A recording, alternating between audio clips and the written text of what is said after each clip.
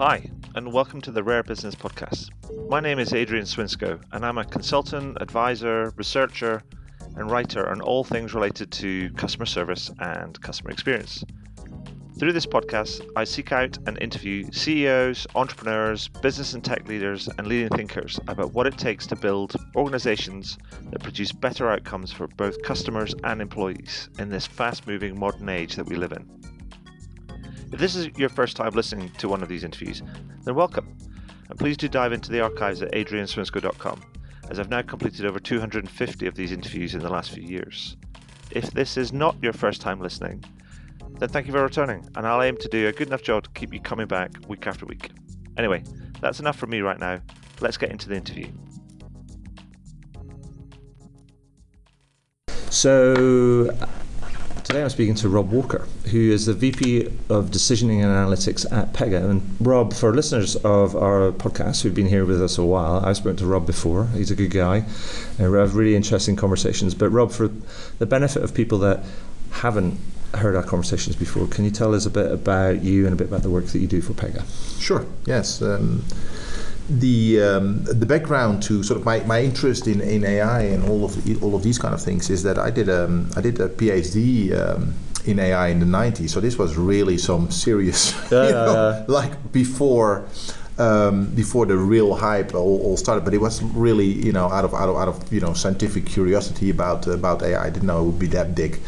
And then co-founded a company that really made that operational, and that company was acquired indirectly by Pega. And at Pega, I'm responsible for our AI and decisioning space, which is not exactly the same thing, but it's very related to each other. Perfect.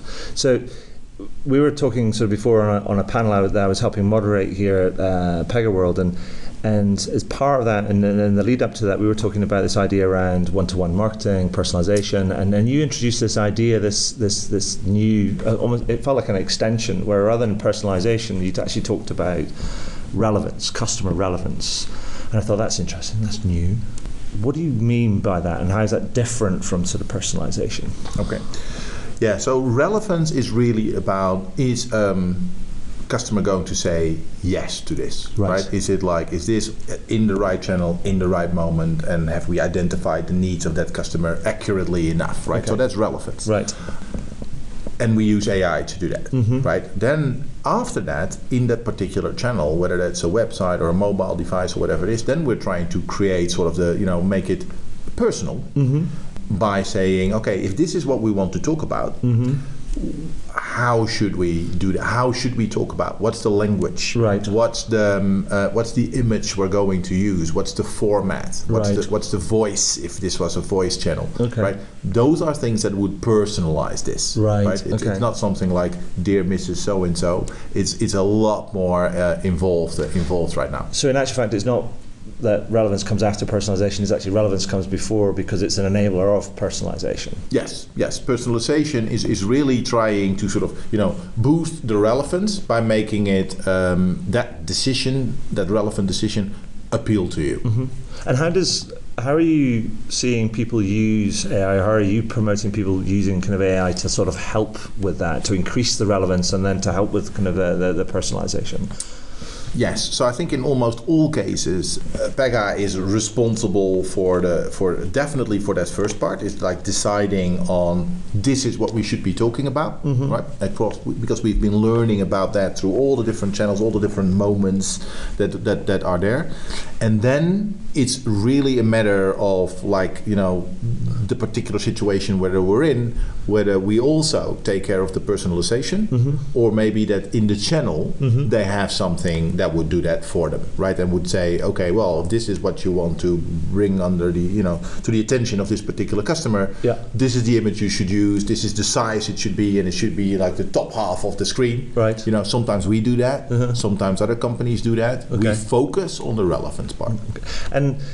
But that will change over time. Obviously, customers kind of change, right? And therefore, the relevance and the personalization needs will kind of change. Yes. And how does is that the the control over time or the tweaking over time, is that done by the system as well, or is it done by human intervention, or how does that work? No, that's typically done.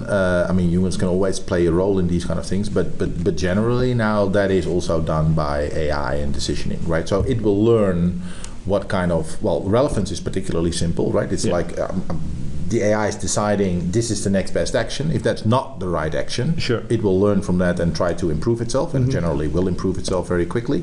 And the same is true for the personalization, right? So you can try out a lot of different variations. So once the decision is made, like this is what we're going to talk about, you can have 20 variation in language and image selection and just see what works, right?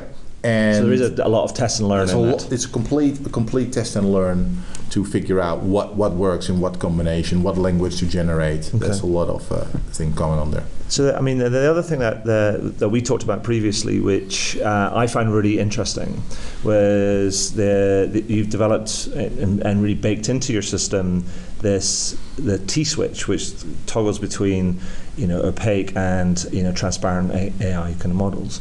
And what struck me, because we talked about that sort of about a year ago, if not kind of more than that, and it struck me that it's such an important thing, particularly in this era of GDPR and compliance and data breaches and all these different sort of things, and mistakes and stuff. And then I was thinking, this feels like a really big thing. Mm-hmm. And it struck me as I had this question, I was like, why are people talking about this and doing this? And is it missing from the conversation and the actions of people, or am I missing something? I mean, is it are other people doing it, or are you just kind of ahead of the curve on that type of stuff? Yeah, can it be both though? Eh? So you're missing a little bit, and okay. I think what's happening. I'm happy to be wrong. Yeah. I'm here to learn as well. The situation is I think is twofold. So first of all, to your point, it should be a much bigger thing, and I think people are, especially in Europe, actually a little bit naive about what GDPR really means. Everybody now seems to think that that's GDPR is only about opt-in and opt-out, and it is about the right to be forgotten and the right to query what data a company has on you. Yeah, that's part of it. The other part, or another big part of it, is like that any automated decision needs to be explained. Right. And that means, and that's, to your point, not that many people talk about it, but it's part of GDPR. Yes. Right. So the first lawsuits, I think, will be very clear. Okay. That when customers demand and say, "So why didn't I get this mortgage?" or "Why did you ask me this question?" and you can't explain it, right? The answer cannot be, "Oh well, the system, did this." Sure. So GDPR mandates that. So I think part of the answer is, a lot of companies will wake up to what is actually in GDPR, right, and then get it right. Okay. The other part is that a lot of companies are ahead of GDPR in their practices. Okay. Not just because they're good companies, but also because it's an operational risk. Yes. Right. So they have like an internal sort of model compliance office, right, that would look at particular models that are developed, see if it has a bias, see if it's developed through the corporate standards and things like that before it's approved, right? But then if you're dealing with a big organization that's kind of dealing with millions of customers and kind of tens of millions of interactions and things, I mean, how do you do that in a robust way? I mean, is it just going to be sampling that they're going to be able to do that to try and make sure that they're on the right kind of track? Because otherwise that seems like a huge effort. It's frightening if you think about it. Yes, no, it is a serious effort. I mean, these things are going through tests sets that are, so it's like a relatively well understood process, but it only works if you have relatively small number of models, right? And I think where we're now going, especially to determine relevance, right? I mean, in our case, we would routinely execute like 1,000 predictive models to calculate one single next best action. Right. And then if you say yes or no or maybe or whatever your response to that action is, we would take that into account and recalculate it. Okay. Right. So 1,000 models through that model office, that's just not going to fly. Sure. Right?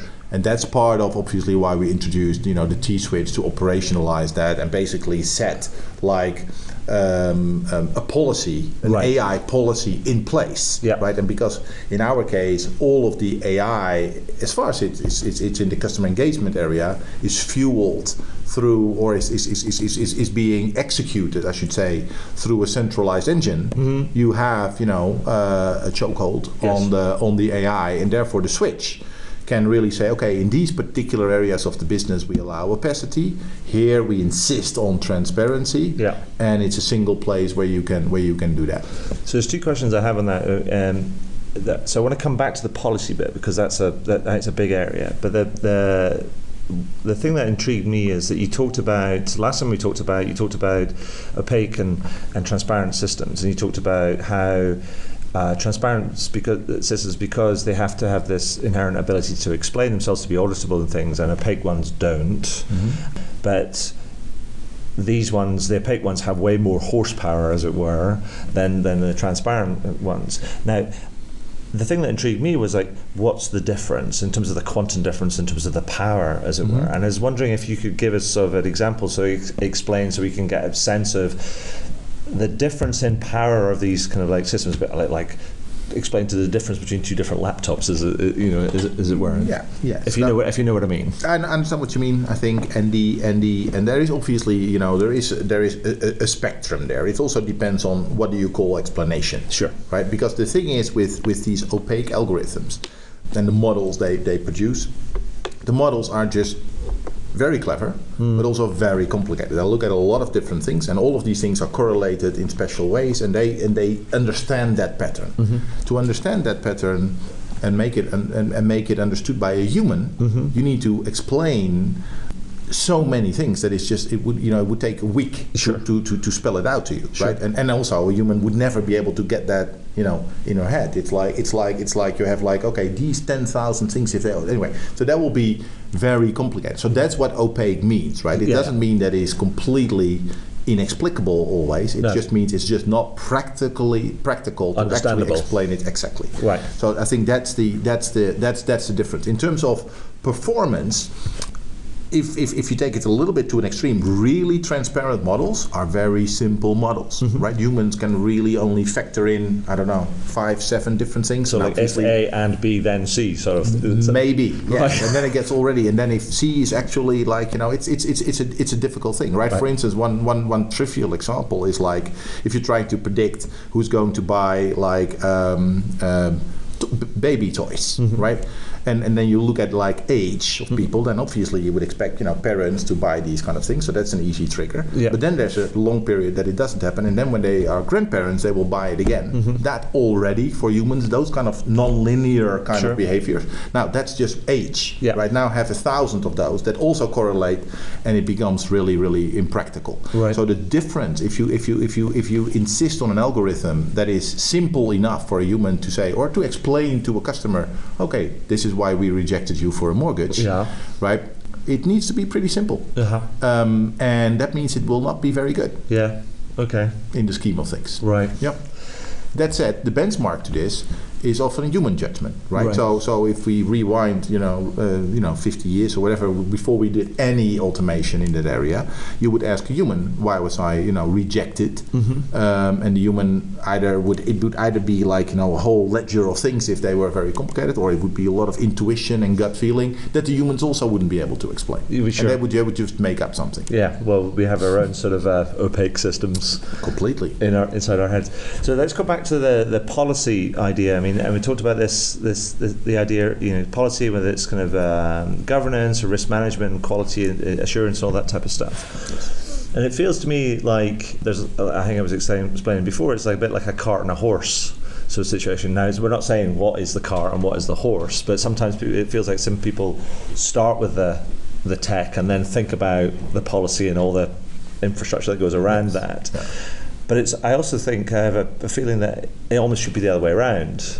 And is that your sense? Is almost like figure out what you want to do and then figure out with the right sort of kits to do that, or can you parallel track these things? Well, I think so I agree, obviously, that first of all that would be completely ideal. I think in reality, regulations and policymakers sort of also need to see what is possible. Right? So in that sense, it always comes later. I mean, we put the T-switch in also, after we actually had algorithms that would be opaque, and we didn't have that control.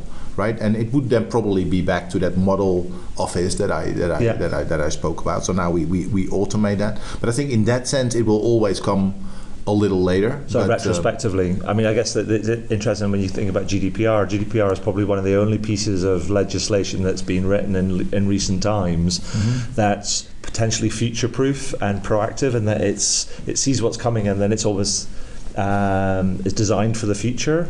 Whereas most legislation is reactive because they see a problem come up and then they legislate against it, I guess. Sure, but I would, even with GDPR, I would agree that it is reactive, right? It's looking at like some of these, bad practices and best practices, and it's like, okay, we need to control that. Let's put that thing in place. But that said, it is pretty forward-looking. And also about that the GDPR clause that I mentioned before about having to explain any automated decision that has any legal significance. Yeah. You can see all the legalese crop in, right? So that's why the lawsuits will be interesting to see what is a significant decision, and did we automate it? And then you have the obligation to explain it. So what do you actually think is going to happen with the GDPR and the interface with technology and personalisation and things? And is it going to be it's going to be in this iterative sort of environment that mistakes will be made and then examples will be made of those kind of people that have made the mistakes, and then the things will adjust? Or how do you think it's going to play out? Because it feels like it's like a lot of this big, thick legislation, really complicated, with really, really heavy fines associated with it. But what's not clear is how it's going to be enforced or monitored or managed unless there's this public breach, as it were. Yes. So it feels like there's a sandwich without any filling. So it's two bits of bread. Yeah, and honestly, I don't know exactly, but it is true that it's not easily enforceable. Right. In its entirety. But I do think that it will have an effect. Yeah. It's already having an effect of companies having to sort of look neutrally at, like, do we really need that data? And also we get this data from really kind of a weird source around people that figure out what you did on your device when you were traveling, and it's like, should we really be using that kind of data? So I think that's a good thing. But there are also effects that we don't even know how they will play out, right? For instance, you have like lots of like fintech companies, for instance, that can just say, hey, you can go to your bank and you can have a complete data dump, and we can start up a business PSD2 on sort of like type of an open banking sort of initiative. Exactly, right? And so we will see how that will play out. But I think it will definitely has an effect, certainly on the public, but also all the companies that I talk to, of like, okay, let's look at this carefully on how do we need all the data, because it can be expensive. Okay.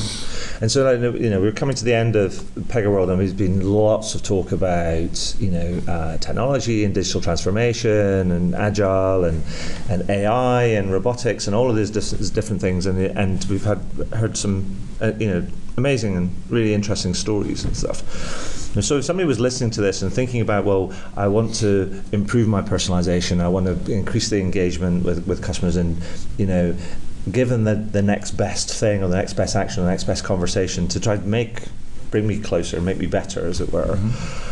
This is all like, it feels like a maelstrom of stuff going on. I mean, what would you say to people that are either in this or they're thinking about stepping into it and taking on, what would be the best piece of advice you give to them in terms of to put them on the right track? So like, think about doing this, or these 2 or 3 things you think these are things you need to pay attention to. Yeah, well, so first of all, don't start, because we've been hearing a lot about, okay, well, we put this massive brain in this enterprise brain, and that's ambitious. I mean, that's where everybody is going, and a lot of our clients are there, but they didn't start there, right? They started with like probably following the money, right? In the sense like, okay, what's a business outcome where we can have, if we improved it even by a little bit, right?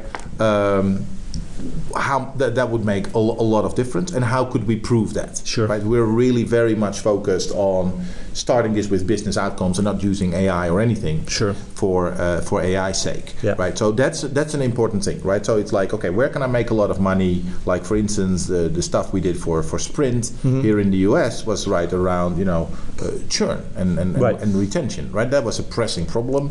That's where we stepped in, and then we have the AI to try and figure out how to better retain customers. So that's a good start. Yeah. And then you can do it in multiple channels, and eventually omni-channel, and you can use it for different purposes. Figure out a problem or a pain point, figure out how you can use the technology and the techniques to try and address that or make that kind of better and produce better outcomes, and then that familiarizes yourself with the approach, and then you can think about scaling from there. That's correct. And if I can add one more thing to it, like just from a practical perspective, because people even in those circumstances, like the companies we work with are so big that even that could be a risk. Right. So then I think best practice, what we're seeing is that they would take a percentage of their consumers, right, feeding it to this brain, to this AI, right, to make decisions, see if it works, see if there are weird biases, see if it works operationally, look at customer satisfaction, and then they just dial it up to 5%, 20%, 100%, right? But even there, so it's not like you're jumping off an edge with AI. It's like, okay, let's bring it in. Now, you start with a particular KPI, you start with just a few channels, and you start with a sample of your customer base. Okay, and then so within this Pegaworld, the big announcement was around Infinity, which is the now sort of soup to nuts, all integrated back end and front end sort of suite, which is all kind of interconnected and things. I mean, that's a huge initiative, and I think it's going to be incredibly successful. But for you and your space in terms of decisioning and analytics and stuff, what's next on the horizon for you guys? Is it just kind of improving kind of what you've got, just kind of learning and just kind of refining, or what's the next big thing that you're going to tackle? Yes, so there's a couple of things. So first of all, it's not in terms of Infinity. I just want to add, it's not just about just being interconnected. It's also about really being unified. Right? Yeah. So what means that technically it means it's all one code base and things like that. But in practice, sorry, I apologize for my simplified language. Well, but it was off script. Okay, so but for if we're just talking about AI and looking at like we are definitely and I personally am a lot more ambitious than just calibrating it and get it better. So there are a few things that I think are very important. First of all is the scale of the thing. I think we're running at an incredible scale already with our customers, but there will be even more demand, right? There will be even more channels. Some of the channels we don't even know about. And that means that also the performance of all this AI, how fast can it learn, how fast can it execute, all of these things become important. And that sounds like, okay, well, that's like maybe a little bit of a boring dimension, but it's technically not trivial to do. Sure. But secondly, we're sort of currently using AI as the foundation for human decisions, and we're so that's why we make a difference between AI and decisioning, which is not even a word, but decision management, right? So we have AI getting you all of these insights, thousands of insights. Who's going to buy this? Who's going to try it? Who's going to not pay the bills? Who's going to respond well to this collections message? All of these things, thousands of things, and then we have rules on top of it that say, okay, well, if that's the case, what's more important? How much budget do I have for this? So it's this combination of different things. Where I think AI will go rapidly is go into that level as well, right? So really, it's going to not just write its own code, right, but write its own business strategy. So like an operating system for the kind of almost, let's say, this is how you should be organized. Yes, exactly, and that's a step change, right? Because that means that it's not just you have AI that is sort of doing its magic and having all of these insights. It's actually AI that says this is a better business strategy for your company. Do you choose to accept it or not? I think we should leave it there. Thanks very much, Rob. Thank you. Yeah. Well, that's it for another interview. I really hope you enjoyed it. Now, every time I complete one of these interviews, I learn something new, and I try and incorporate that new learning into my writing, my speaking, my workshops, and the consulting that I do for my clients. If you're interested, you can find out more about how I work with clients over at adrianswinsko.com. But one final thing before I go, please consider heading over to iTunes or whichever podcast platform you choose to use, and do leave a review. Every little helps, as they say. Anyway, that's all for now. Thank you for listening, and do listen in again. All the very best.